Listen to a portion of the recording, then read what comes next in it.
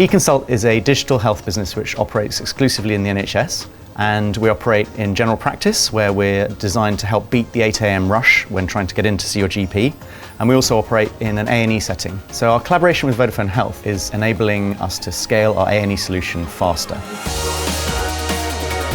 Our solution enables patients to book in digitally when they arrive in an A&E, and it identifies the sickest patients really early on in that journey. And Vodafone are helping us get this solution out there into as many hospitals as possible across the NHS.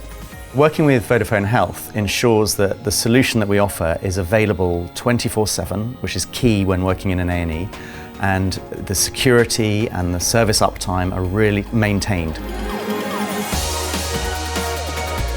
In an A&E setting, the national target is that all patients have to be seen and assessed within 15 minutes of them walking through the door.